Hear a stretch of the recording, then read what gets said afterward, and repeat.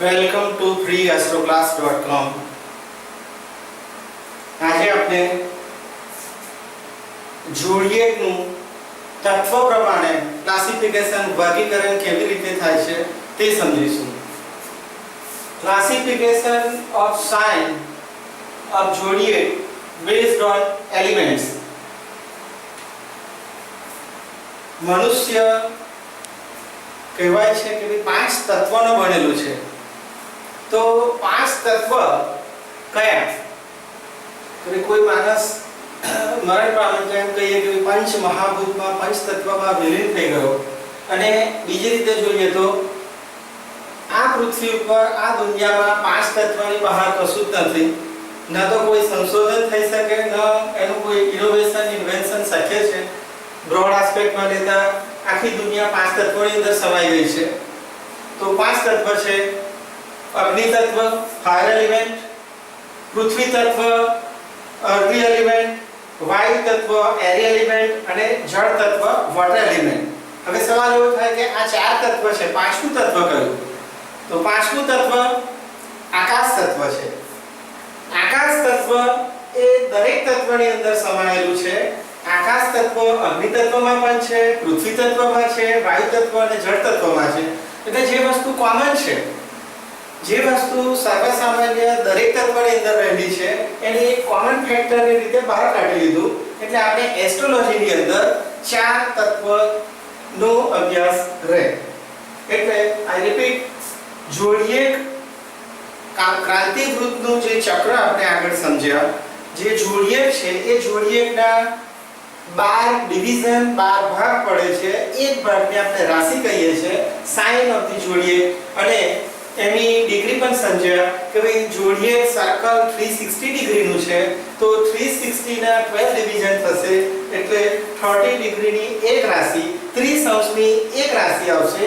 એ 30 અંશની એક રાશિના જે 12 ભાગ પડ્યા, એ 12 ભાગનું હવે further classification based on element.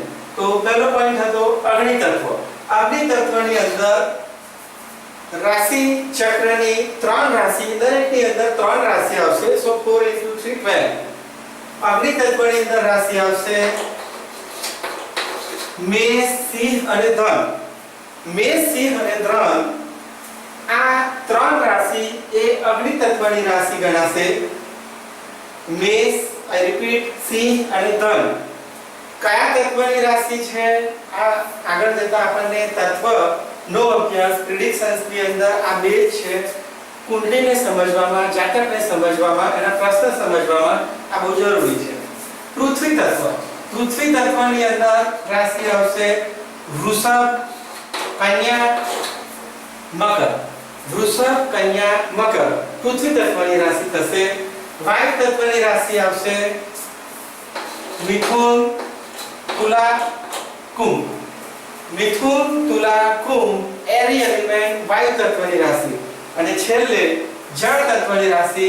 જળ તત્વની રાશિમાં આવશે કર્ક, વૃશ્ચિક અને મીન. 4, 8, 12. કર્ક, વૃશ્ચિક અને મીન એ જળ તત્વની રાશિ છે. અગ્નિ તત્વ 1, 5, 9 મેષ, સિંહ, ધન. પૃથ્વી તત્વ વૃષભ, કન્યા, મકર 2, 6, 10. વાયુ તત્વ મિથુન, તુલા, કુંભ. અને જળ તત્વમાં કર્ક, વૃશ્ચિક અને મીન. આ રીતે તત્વ પ્રમાણે રાશિનું વર્ગીકરણ થાય. હવે કુંડળીની અંદર તત્વ હંમેશા ત્રિકોણમાં રહેલા છે. આપણે આગળ એ પણ જોયું છે કે ભાઈ કુંડળીના દરેક ખાના કેન્દ્રના કયા ખાના છે અને ત્રિકોણના કયા ખાના છે. આગળના ડિસ્કશનની અંદર એ પોઈન્ટ જોઈ લીધો છે. એટલે તમે જોશો તો એક કુંડળીની અંદર 4 ત્રિકોણ રહેલા છે, જેને નામ આપવામાં આવ્યા છે: ધર્વ ત્રિકોણ, અર્થ ત્રિકોણ, કામ ત્રિકોણ અને મોક્ષ ત્રિકોણ.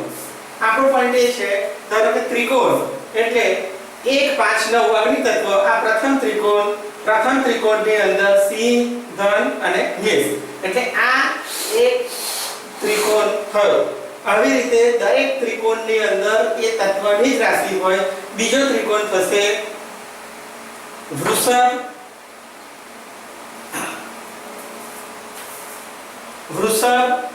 કન્યા અને મકર. આમાં ત્રણ રાશિ આવે છે અગ્નિ તત્વમાં, મેષ, સિંહ અને ધન, ત્રણ છે. બીજા ત્રિકોણની અંદર રાશિ આવશે વૃષભ, કન્યા અને મકર. એવી જ રીતે ત્રીજો ત્રિકોણ લેશો તો મિથુન, તુલા અને કુંભ. મિથુન, તુલા અને કુંભ. ત્રિકોણમાં રાશિ એક જ હોય એ વસ્તુ હું તમને હાઇલાઇટ કરવા માંગુ છું, કારણ કે આગળ જતા જ્યારે સ્વભાવોનો અભ્યાસ કરશું તો કેન્દ્રમાં સ્વભાવ એક છે એ રીતે હું સમજાવીશ.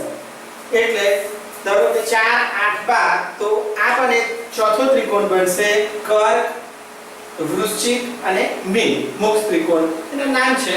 પણ આપણે સમજવા માટે એટલું સમજવાનું, ત્રિકોણમાં એક તત્વ રહેલું છે અને એ તત્વ ને કેવી રીતે સમજવું એ હવે એક પછી એક દરેક તત્વનો આપણે વિગતથી અભ્યાસ કરીશું કે એ તત્વ જાતક ઉપર કેવી રીતે અસર કરે છે, જાતકનું શારીરિક બંધારણ, જાતકનું માનસિક બંધારણ, એના એટીટ્યુડ, નેચર, પ્રેફરન્સ, લાઇકિંગ, ડિસલાઇકિંગ કેવી રીતે હોય છે દરેક તત્વના, એનો આપણે વન બાય વન હવે અભ્યાસ કરશું.